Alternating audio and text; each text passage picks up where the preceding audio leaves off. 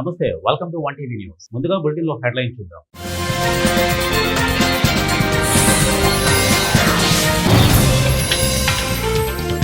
ఉమ్మడి పశ్చిమ గోదావరి జిల్లా భద్రాచలం వద్ద పరవళ్లు తొక్కుతున్న గోదావరమ్మ.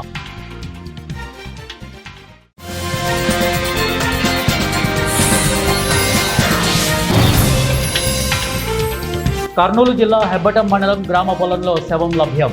దర్యాప్తు చేపట్టిన పోలీసులు.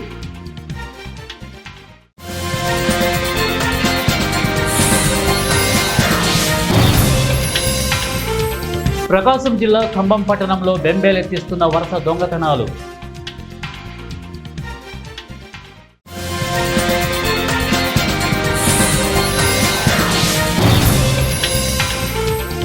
నాగర్ కర్నూలు జిల్లా అచ్చంపేటలో ఇందిరమ్మ ఇళ్ల నిర్మాణానికి భూమి పూజ. హర్షం వ్యక్తం చేస్తున్న స్థానికులు. ఇక బులెటిన్లో డీటెయిల్స్ చూద్దాం. కాచిగూడ జీహెచ్ఎంసీ గ్రౌండ్లో కనీస సౌకర్యాలు లేవని వాలీబాల్ ప్లేయర్స్ ఆవేదన వ్యక్తం చేశారు. ఈ గ్రౌండ్లో ప్రాక్టీస్ చేసిన వాళ్ళు నేషనల్ ఆడి మెడల్స్ సాధించారని తెలిపారు. గత 8 సంవత్సరాల నుండి కోచ్ లేకపోవడంతో ప్లేయర్స్ ఇబ్బంది పడుతున్నామని జీహెచ్ఎంసీ స్పోర్ట్స్ ఇన్ఛార్జి శ్రీనివాస గౌడ్కు ఎన్నిసార్లు వినతి పత్రం ఇచ్చినా పట్టించుకోవడం లేదన్నారు. లేని కోచ్ను ఉన్నట్లుగా సృష్టించి అవకతవకలకు పాల్పడుతున్నారని రంజిత్ రెడ్డి, సురేష్ కుమార్, శ్యామ్ సుందర్, రమణ, శ్రీధర్ తదితరులు ఆరోపించారు. దీనిపై సమగ్ర విచారణ జరిపి జీహెచ్ఎంసీ కమిషనర్ చర్యలు తీసుకోవాలని కోరారు. వెంటనే జీహెచ్ఎంసీ కమిషనర్ చొరవ తీసుకొని ఈ ప్లే గ్రౌండ్కి కోచ్ను నియమించాలని కోరారు. మంచిగా కానీ మాకు బేసిక్ ఫెసిలిటీస్ లేకుండా అయిపోయింది. గ్రౌండ్లో ఎంతోమంది అప్రోచ్ అయినాం, కానీ ఏదున్నా కూడా మేమున్న మా అసోసియేషన్ గ్రూప్లో ఒకటి ఉంటుంది. మేమందరం కలిసి దాన్ని కాపాడుకుంటా దాన్ని డెవలప్ చేసుకుంటూ వస్తున్నాము. కోవిడ్ గత 7-8 ఇయర్స్ నుంచి మాకు ఎవరు కోచెస్ లేరు. టెన్నిగాడ్ కానీ, వాలీబాల్ కానీ, కబడ్డీ కానీ ప్లేయర్స్ చాలామంది పిల్లలు ఉన్నారు, కానీ వాళ్ళకి కోచింగ్ కోసం అని చెప్పి ఎంతో అప్రోచ్ అవుతాం లేరు. అవుట్సోర్సింగ్లో ఒక వాలీబాల్ కోచ్ ఉండే, కోవిడ్ తర్వాత ఆయన రావడం ఇక్కడి నుంచి మానేసింది. ఇంకా ఇప్పటివరకు కోచెస్ ఎవరు లేరు. కానీ మేము కోచ్ కావాలని చెప్పేసి గవర్నమెంట్కి అప్రోచ్ కూడా అయినాము. పెట్టండి అని చెప్పేసి ఒక మంచి మాకు ఉన్న దాంట్లో ఒక మంచి కోచ్ పేరు కూడా అప్రోచ్ అయ్యి మున్సిపల్లో మేము దానికి రిప్రజెంటేషన్ ఇచ్చినాము. దానికి కావసుకొని ఇక్కడ ఎవరైతే గ్రౌండ్ ఇన్ఛార్జ్ ఎవరు ఉన్నారో ఇంటెన్షన్లీ ఆయన ఇక్కడ రిక్రూట్ కాకుండా ఆపి ఇక్కడ ఇంకోళ్ళు ఆల్రెడీ ఇక్కడ జాబ్ చేస్తున్నారని చెప్పేసి ఫేక్ ఫొటోస్ వాట్సాప్లో పంపించి నేను ఇంకా ఇక్కడ ఎగ్జిస్ట్ అవుతున్నానని చెప్పేసి పెట్టి అట్లాంటి పనులు చేసుకొని మా దగ్గర కోచ్ రాకుండా ఆపుతున్నారు. దానికి రీజన్ ఏమో అర్థమవుతుంది. ఈవెన్ కమిషనర్ కూడా దాని రిగార్డింగ్ లెటర్ ఇచ్చినాము. ఇన్ఛార్జ్ ఎవరండి? ఇన్ఛార్జ్ మన గౌడ్ సాబ్ అని ఆయన ఇన్ఛార్జ్ వచ్చి శ్రీనివాస్ గౌడ్ గారు అని వచ్చారు. ఆయన కూడా అప్రోచ్ అయ్యి చెప్పాము. ఆయన కూడా చెప్పాము, సార్ ఇట్లా లేదు, ఇలా ఫలానా మనిషికి మాకు ఇట్లా కోచ్గా అపాయింట్ చేయండి. మేము అందరం కలిసి అసోసియేషన్ నుంచి లెటర్ ఇచ్చాము. రిప్రజెంటేటివ్లో ఆయన పేరు పెట్టి కమిషనర్కి పంపించాము. మీరు జస్ట్ అప్రూవల్ ఇచ్చేస్తే అయిపోతుందని చెప్పి సరే మాకు చెప్పి ఆయన కూడా మా మాట పట్టించుకోకుండా డైరెక్ట్గా మన రీసెంట్లీ మళ్ళీ మేము వచ్చి డైరెక్ట్ మున్సిపల్లో పోయి మేము వచ్చి నేను ఫలానా మంచిని పెట్టమంటే ఎవరైతే ఇక్కడ గ్రౌండ్లో అసలు కోచే లేడు ఆయనను పంపించి వచ్చి ఫొటోస్ దిగి నేను ఇక్కడ చేసినట్లు ఫొటోస్ దిగేసి 5-6 దిగేసి మళ్ళీ వాట్సాప్లో పంపించుకొని నేను ఇంకా అక్కడ కంటిన్యూ అవుతుంది. పర్సన్ పేరు ఏమైనా మెన్షన్ చేయగలుగుతారు? ఎవరు? రాజు సార్ అని చెప్పేసి రైల్వేలో ఎక్స్ వాలీబాల్ పేరు. ఆయన పంపించి ఇక్కడ ఆయనని ఫొటోస్ దిగి మళ్ళీ పంపించింది. మరి ఆ రోజు మాకు డౌట్ ఎక్కువ ఎందుకు అయిపోయిందంటే గత 5 సంవత్సరాలు కోచే లేడు, మళ్ళీ ఆయన పేర్ల జీతం తీసుకొని మళ్ళీ ఏమన్నా స్కామ్ చేస్తున్నారో అర్థం అవ్వట్లేదు. మళ్ళీ ఇంకోళ్ళు ఎందుకు రిక్రూట్ చేయట్లేదు? ఇంతమంది టాలెంటెడ్ పిల్లలు ఉన్నారు, ఇప్పుడు కూడా చూడండి ప్రాక్టీస్ చేస్తూ ఉన్నారు, అందరూ ఆడుతూ ఉన్నారు, కానీ కోచ్ లేకుండా అయిపోయింది. మేము మరీ ఇప్పుడు 4 నుంచి 5 సార్లు రిప్రజెంటేషన్ ఇచ్చినాము. మాకు కోచ్ కావాలి ఇంటెన్షన్లీ ఆపుతున్నారు. దీని వెనక ఏం రాజకీయం ఉందో అర్థమవుతలేదు. కానీ దీని మున్సిపల్ కమిషనర్ గారికి రిక్వెస్ట్. జోగులాంబ గద్వాల్ జిల్లా నియోజకవర్గం గట్టు మండల కేంద్రంలో గల పంచాయతీ కార్యాలయ మిగులు స్థలంలో బడా నాయకుడు అండతో పంచాయతీ కార్యాలయ ప్రభుత్వ స్థలం కబ్జా చేస్తూ షాపింగ్ కాంప్లెక్స్ నిర్మిస్తున్నారని గ్రామ సెక్రటరీకి ఎన్నిసార్లు చెప్పినా పట్టించుకోవడం లేదని, ఈ విషయమై కలెక్టర్కు కంప్లైంట్ చేసినా ఇంతవరకు ఎటువంటి చర్య తీసుకోలేదని వారు అన్నారు. 3 ఫీట్ల వరకు పిల్లర్లు వేసి నిర్మాణం చేస్తున్నారని, వీరిపై చర్య తీసుకోకపోతే తామే వారిపై చర్య తీసుకుంటామని, దానికి పూర్తి బాధ్యత అధికారులే అన్నారు. రాబోయే భావితరాలకు ఉపయోగపడే విధంగా ప్రభుత్వ స్థలాలను కాపాడుకునే బాధ్యత మా గట్టు మండల ప్రజలదే అని వారు అంటున్నారు. ఇక భూ కబ్జాదారులు మాట్లాడుతూ ఈ స్థలం మా పెద్దల నుండి వస్తున్న పరంపర ప్రాపర్టీ, ఇక తాము రాజకీయం చేయడం లేదు, తాము నాయకులము అసలే కాదు, రైతులమన్నారు. కేవలం మాజీ సర్పంచ్ ఓర్వలేకే వారి అనుచరులను పెట్టి గొడవ చేయిస్తున్నారని, తమ వద్ద ప్రతి డాక్యుమెంట్స్ ఉన్నాయని వారు అన్నారు. ప్రభుత్వ స్థలం అయితే అధికారులు ఎందుకు చర్య తీసుకోవడం లేదో చెప్పాలని అన్నారు. జిల్లా పరిషత్ సీఈఓ నర్సింగరావును ప్రశ్నించగా కలెక్టర్కు ఫిర్యాదు రావడం జరిగిందని, ఆ విషయమై పూర్తి స్థాయిలో విచారణ చేస్తున్నామని, విచారణ తర్వాత వివరాలు వెల్లడిస్తామని వారు తెలిపారు. వాళ్ళు ఆస్తి ఇవ్వలేదు మా అమ్మకి. అన్ని వాళ్ళ ఆస్తులు అమ్ముకపోయిన తర్వాత చివరగా ఉన్న ఆ స్థలంను మా అమ్మ పేరు మీద మా చిన్నమ్మ నరసమ్మ రిజిస్ట్రేషన్ చేసింది. రిజిస్టర్ డాక్యుమెంట్లు కూడా ఉన్నాయి మా దగ్గర. రాజకీయంగా మాతో మా ఎదుగుదల చూడలేక నేనేం పదవులు అనుభవించలే. నా కుటుంబము, నా అన్నదమ్ములు అందరూ వ్యవసాయం చేసి బతుకుతున్నాము. వాళ్ళంటే రాజకీయ పదవులు అనుభవించి మాకు సహకరిస్తలేరు. రాజకీయంగా గట్టులో మాకు ఎదురుగా ఉన్నారు, మాకు ప్రతిపక్షంగా ఉన్నారు. అడ్డొస్తారనే ఉద్దేశంతో ఈరోజు మా స్థలాన్ని, మా తాతలకు వెళ్ళి వచ్చిన స్థలం, మా అమ్మమ్మ స్థలం, మా స్థలాన్ని ఉద్దేశపూర్వకంగా కంప్లైంట్ చేస్తున్నారు. ఇది బస్టాండ్ స్థలం అని. వాళ్ళు రాజకీయంగా వాళ్ళ అనుచరులకి బస్టాండ్ల స్థలాలలో కూడా బండలు వాదించినారు. వాళ్ళకి ఒక రైస్ మిల్ ఉంది. ఆ రైస్ మిల్లుకి దానికి పత్రాలు లేవు, ఏం లేవు. చిన్నగా రైస్ మిల్లు ఇప్పటికి కూడా ఉంది లోపల. ఆ రైస్ మిల్లు ఎంత ఉన్నది, వాళ్ళు షాపులు ఎందుకు కట్టినారు, అవన్నీ ఎవరు అడగక వాళ్ళు ఈ విధంగా మనల్ని కచ్చతో చేస్తున్నారు. అంతేగాని ఆ స్థలం మాది, మాకు ఈ విధంగా డాక్యుమెంట్లు ఉన్నాయి. మా అమ్మ పేరు మీద మా చిన్నమ్మ రిజిస్టర్ చేసింది. ఓనర్షిప్ సర్టిఫికెట్లు ఉన్నాయి. ఒక కట్టనీకి అనుమతులు కూడా తీసుకున్నాం గ్రామ పంచాయతీ సెక్రటరీ తోటి. ఇవన్నీ ఉండగా మా ఎదుగుదల చూడలేకనే వాళ్ళు ఊర్లో లేకుండా ఎక్కడో గద్వాల్లో స్థిరంగా ఉండి ఈరోజు గట్టుకొచ్చి ఈ విధంగా మమ్మల్ని అపాసుపాలు చేయడానికి దాని మీద లేనిపోని కంప్లైంట్ చేస్తున్నారు. వాళ్ళు ఏమైనా చేసుకోక మాకున్న హక్కులు మాకున్నాయి. మా చట్ట ప్రకారంగా మేము పోతున్నాము. వాళ్ళు ఏమైనా చేసుకున్నా మాకు ఇబ్బంది ఏం లేదు. ఇక్కడ తూర్పు దిశలో మీరు కట్టుకోండి, మీరు పాత దాంట్లోనే కట్టుకోండి, మా దీంట్లో గ్రామ పంచాయతీ దాంట్లో కట్టొద్దండి అని చెప్పినా మేము. చెప్తే కూడా ఎవరేమే నా స్థలం నాది అని దౌర్జన్యంగా వేసి అనుచరులతో బెదిరించి దౌర్జన్యంగా కడుతున్నాడు. ఇప్పుడు అది కాదు, పద్ధతి కాదు, కట్టే విధానం కాదు. నువ్వు ఏమైనా ఉంటే ఏదైనా కానీ ఉంటే గ్రామ పంచాయతీలో ఎంఆర్ఓ ఉంటారు, సెక్రటరీ ఉంటారు, ఎంపీడీఓ ఉంటాడు. ఆయన అడిగి ఆధ్వర్యంలో కట్టండి, మీరేం వద్దనేదేం లేదు, వ్యతిరేకంగా కట్టొద్దండి మేమని అడుక్కున్నాం. ఫస్ట్ ఎంపీడీఓకి ఫోన్ చేస్తే ఎంపీడీఓ రెస్పాన్సిబుల్ ఇవ్వటం లేదు, సెక్రటరీ ఫోన్ చేస్తే సెక్రటరీ ఫోన్ ఎత్తడం లేదు. వాళ్ళ ఆధ్వర్యంలో మొత్తం ఇది కృష్ణమోహన్ రెడ్డి మొత్తం బెదిరించినారు. బెదిరించిన వల్ల అసలుగా వీళ్ళు లీవ్ కూడా పెట్టి కాసి మళ్ళీ మేము అడగనికపోతే లీవ్ పెట్టి కాసి పరారులా ఉన్నారు వీళ్ళంతా. సెక్రటరీ కానీ, ఎంపీడీఓ కానీ, వీళ్ళు ఎంఈఓ కానీ, వీళ్ళు ఎవరు లేరు. ఇప్పుడు ఆపుదాలు చేద్దామంటే కూడా నిర్లక్ష్యంగా మొత్తం అంతా ఏం కావాలంటే ఏం చేస్తానని బెదిరించడం వల్ల జనాలు కూడా ముందుకు రావడం లేదు. భవిష్యత్తులో అందరికీ ప్రజలకి అవసరం ఇది, ప్రతి ఒక్కరికి. నా ఒక్కరికనేది స్వార్థంతోనే నేనేం మాట్లాడతలేను, సొంత ప్రయోజనంతో కాదు. ఏమంటే ప్రతి ఒక్కరికి అవసరం ఉంటుంది ఇది.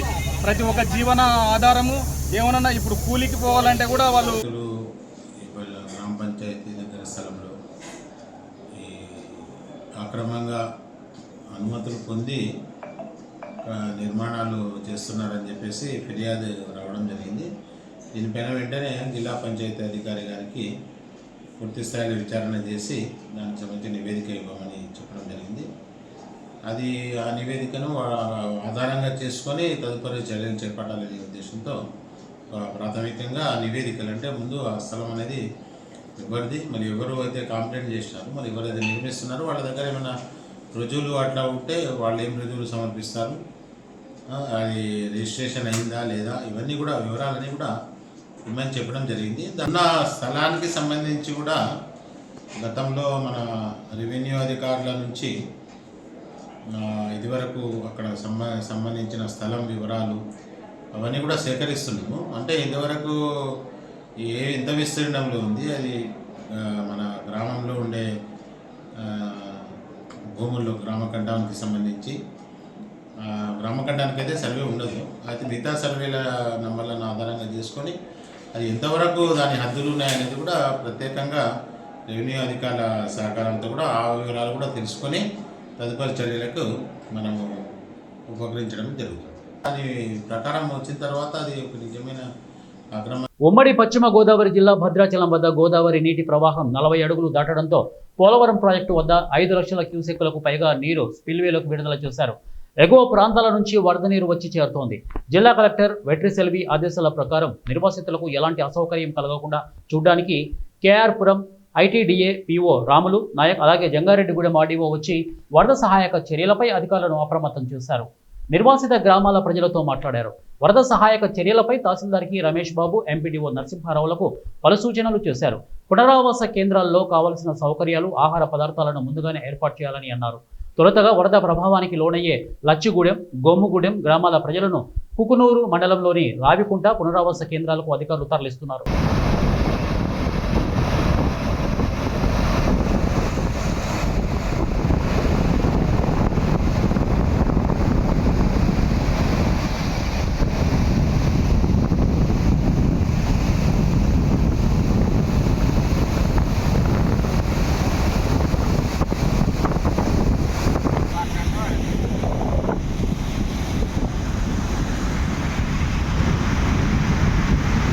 నాగర్ కర్నూలు జిల్లా అచ్చంపేట పట్టణంలో 1, 14, 3, 8 వార్డులలో ఇందిరమ్మ ఇళ్ల కల నెరవేరుతున్నందుకు పార్టీలకు అతీతంగా మంజూరు చేసిన ఎమ్మెల్యేకి పట్టణ ప్రజలు ప్రత్యేకమైన ధన్యవాదాలు తెలిపారు. ఈ కార్యక్రమంలో అచ్చంపేట శాసనసభ్యులు doctor Vamshikrishna, Achampet municipal chairman Garlapati Srinivasulu, జిల్లా గ్రంథాలయ chairman Rajender, Achampet market chairman Anthati Ranjith Mallesh, అలాగే మాజీ ఎంపీపీ రామనాథం మరియు కాంగ్రెస్ పార్టీ నాయకులు, అభిమానులు పాల్గొన్నారు. కర్నూలు జిల్లా హోలగుంద మండలం హెబ్బటం గ్రామ సమీపంలో గుర్తు తెలియని శవం లభ్యమైంది. హెబ్బటం గ్రామానికి చెందిన రైతు గుజ్జుల రంగయ్య పొలంలో నీటి గుంతలో చంపిపడివేశారు. రంగయ్య హోలగుంద పోలీసులకు సమాచారం అందించారు. ప్రకాశం జిల్లా ఖమ్మం పట్టణంలో శుక్రవారం వరుస దొంగతనాలు జనాలను భయభ్రాంతులకు గురి చేస్తోంది. పట్టపగలు సుమారు 11 గంటల సమయంలో ఎల్బీఎస్ నగర్లో కోళ్ల ఆర్మీ జవాన్ రంగనాయకుల ఇంట్లో సుమారు 5 తులాల బంగారం ఆభరణాలు, 5,000 నగదు దోచుకు వెళ్లారు. ఇటీవల సుమారు వారం రోజుల క్రితం హైదరాబాద్ వెళ్లారు. ఇదే అదునుగా చేసుకుని గుర్తు తెలియని వ్యక్తులు దొంగతనానికి పాల్పడ్డారు. అనంతరం ఖమ్మం రెహమత్ నగర్ ఫస్ట్ లైన్లో రిటైర్డ్ ఆర్మీ జవాన్ చల్లా కోటయ్య అనే వ్యక్తి ఇంట్లో దొంగలు చొరబడి సుమారు 3 తులాల బంగారము, 2,000 నగదు అపహరించారని చల్లా కోటయ్య అన్నారు. ఇంట్లో ఎవరు లేని సమయంలో దొంగలు చోరీకి పాల్పడ్డారని ఇంటి యజమాని చల్లా కోటయ్య కుమారుడు శ్రీనివాసులు తెలిపారు. ఘటనా స్థలానికి చేరుకున్న పోలీసులు క్రూజ్ టీం బృందంతో రంగంలోకి దిగి వేలిముద్రలు సేకరిస్తున్నారు. ఈ సంఘటనపై పోలీసులు కేసు నమోదు చేసుకుని విచారణ చేపట్టారు. పర్సు అన్ని అక్కడ పెట్టింది. నేను సీరియల్ కింద దానికి తాళమే మళ్ళీ ఆ రూమ్ లో లేవాడు ఈ రూమ్ లేనే చెక్ చేసిండు. మళ్ళీ వాడు తాళం వేసాక ఈ రూమ్ కరెక్ట్ గా అదే ప్లేస్ కి పోయి అక్కడే తీసిండు. ఎక్కడ గెలకలోడు అది ఉంది కదా, అక్కడ కూడా గెలకలే. కరెక్ట్ ప్లేస్ అక్కడికి వెళ్ళిండు. అది ఇప్పుడు 4-5 రోజులు ఇళ్ళలో లేకుండా గ్యాప్ వస్తుంటది కదా, తాళాలు వేసింటారు బయట, వాళ్ళ ఇంటికి వేసాడు. శ్రీకాకుళం జిల్లా పలాస కాశీబుగ్గ మున్సిపాలిటీ పరిధిలో సూదికొండ ప్రాంతానికి చెందిన కాళ్ళ ఝాన్సీపై తన భర్త కాళ్ళ ఈశ్వరరావు రోజు తప్పతాగి వచ్చి కొడుతున్నారని, ఇదే క్రమంలో నిన్న తప్పతాగి ఇంటికొచ్చి గొడవపడి తల పగలగొట్టాడని అన్నారు.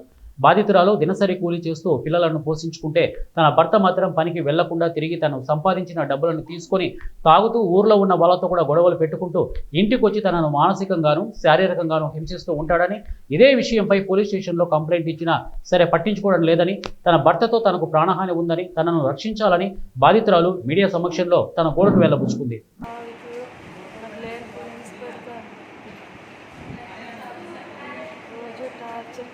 పోలీస్ స్టేషన్కి వెళ్తే పోలీసులు పట్టించుకోండి. రోజు తాగి చచ్చి పడతాడు. అద్దెంట్లో నన్ను అద్దెంటికి వచ్చి గొడవ పెడతాడు. నేను ఏ పనికి వెళ్ళినా సరే అక్కడికి వచ్చి టార్చర్ చేస్తాను. ఇప్పుడు నేను ఏ పనికి పోటీకి వెళ్ళకుండా ఇంటి దగ్గర ఉంటున్నాను. నాకు కష్టపడేసి నాకు డబ్బులు తెచ్చిమ్మంటున్నాను. నేను ఇవ్వలేదనేసి నాకు తలపైన కుట్లు పడిన కుట్టిస్తాను. పిల్లలు దేంతో కొట్టారు? రాయిపోయిన ఎత్తున కుట్టిస్తాను. చూడలేదు, వెనక నుంచి వచ్చి కుట్టిస్తాను. వెనక నుంచి వచ్చి చూడలేదు కుట్టిస్తాను. ఏపీ ఎన్జిఓస్ రాష్ట్ర నూతన అధ్యక్ష కార్యదర్శులుగా ఎన్నికైన విద్యాసాగర్, డివి రమణ మొదటిసారి విజయనగరం జిల్లాలో పర్యటించారు.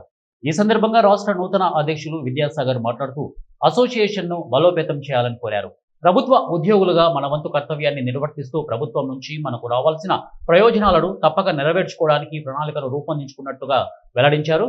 ఇక విజయనగరం జిల్లాతో ఉన్న అనుబంధాన్ని గుర్తు చేసుకుంటూ ఇంతకు ముందు ఈ జిల్లాలో దిశానిర్దేశం చేసిన ఉద్యోగ నాయకులను వారి స్ఫూర్తిని గుర్తించుకొని అసోసియేషన్ కోసం అంకిత భావంతో పనిచేస్తామన్నారు.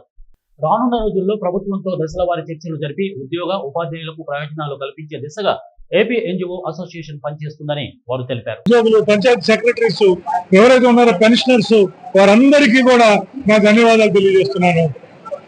అలాగే విజయనగరం జిల్లాకి మొట్టమొదటిసారిగా 74 సంవత్సరాల చరిత్ర కలిగిన ఏపీ ఎన్జిఓ అసోసియేషన్ లో మొట్టమొదటిసారిగా ప్రధాన కార్యదర్శి పదవి డివి రమణని ఇవాళ ఏకగ్రీవంగా ఎన్నిక చేసుకోవడం జరిగింది. ఆ పదవి విజయనగరానికి వచ్చినందుకు, రాష్ట్ర ప్రధాన కార్యదర్శిగా ఆయన ఎన్నికైనందుకు కూడా నేను జిల్లాకి, రమణ గారికి కూడా అభినందనలు తెలియజేస్తున్నాను. వస్తే గత సంవత్సర కాలంగా, గత 5 సంవత్సరాల్లో ఉద్యోగులు పడని ఇబ్బంది లేదు. రివర్స్ పిఆర్సీకి వెళ్ళాం, హెచ్ఆర్ఏని 20 నుంచి 16కు తీసుకున్నాం, ఫిట్మెంట్ ని 27 నుంచి 23కు తీసుకున్నాం.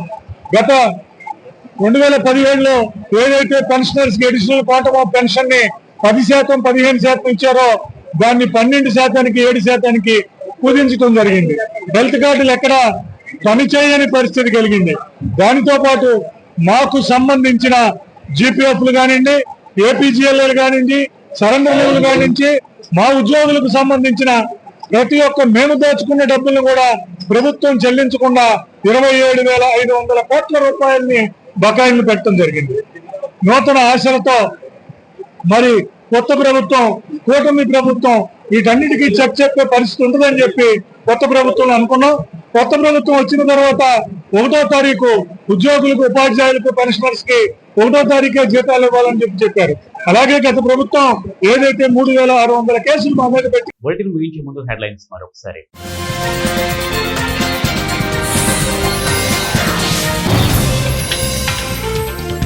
ఉమ్మడి పశ్చిమ గోదావరి జిల్లా భద్రాచలం వద్ద పరవళ్లు తొక్కుతున్న గోదావరమ్మ.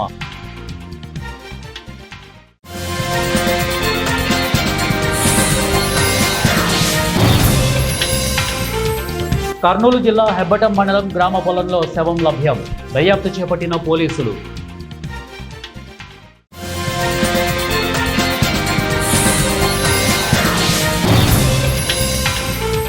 ప్రకాశం జిల్లా ఖమ్మం పట్టణంలో బెంబేలెత్తిస్తున్న వరుస దొంగతనాలు.